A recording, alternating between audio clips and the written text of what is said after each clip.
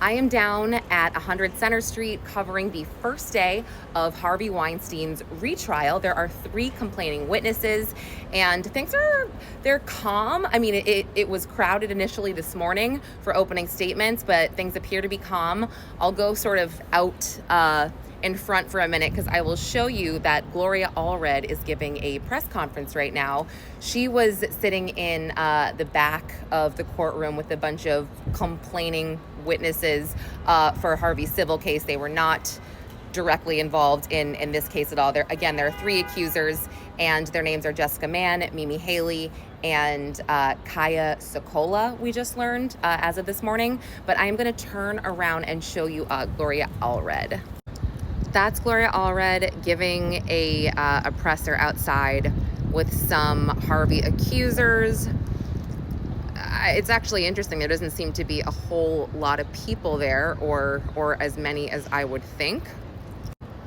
I had been live tweeting all of the opening statements, but essentially the prosecution really got ahead of some of the oddities, or some things that the jury might find odd in terms of the accusers. They made sure to say this is not your typical rape case.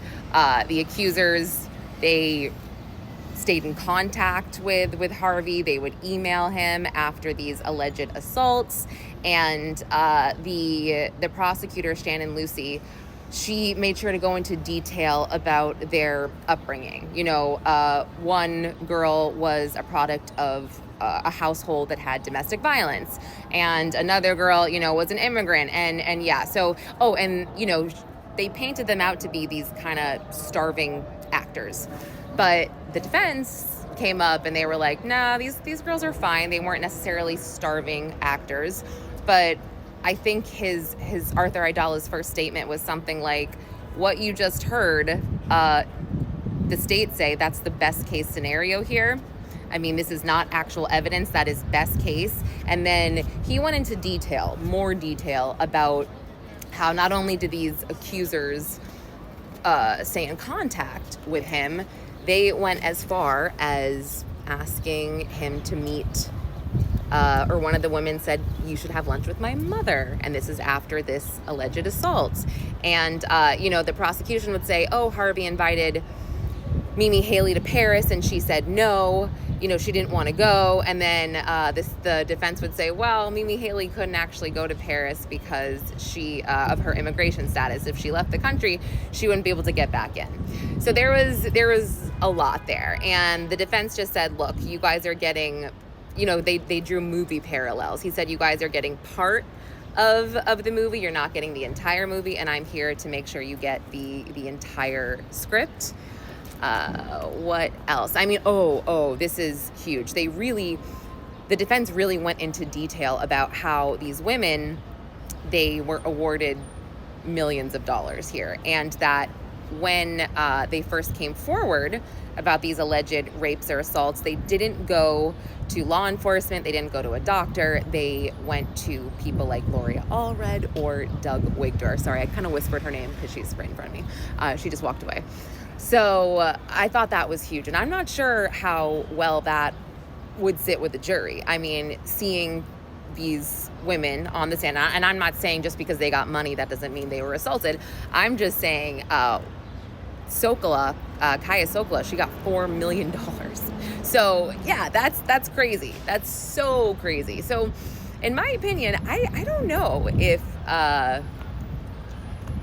this trial is going to go the way that Alvin Bragg and the state want it to go. I think that, as of right now, seeing what I saw, I looked at a lot of these jurors. I saw one of the male jurors kind of laughing a little bit when the defense was giving his opening statement, because Arthur was kind of funny. He just said these were mutually beneficial relationships that Harvey had with these women. They would help each other out. He also, he would crack jokes at Harvey's appearance. And, that could be a big part of this. These women might have been embarrassed for these relationships that they had with Harvey, allegedly, if it wasn't an assault. I'm trying to be diplomatic here.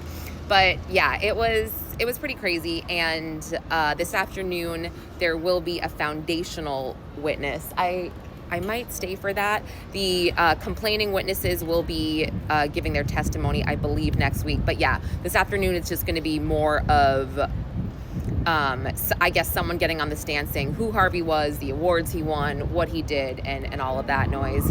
And I spoke to Arthur after his opening statements. He said he thinks it went well. He's got to review his notes and see everything that he wrote down and make sure he checked all these boxes. But I did give a play-by-play of opening statements on Twitter. So if you want to see that in more detail, you can go to my Twitter at Conlon_Lauren. And yeah, I'll be back with more updates. I won't be covering this every single day, but I definitely will be covering it for the witnesses. And definitely, I think Harvey's going to testify here. So I think I will definitely be covering it the day that Harvey testifies as well.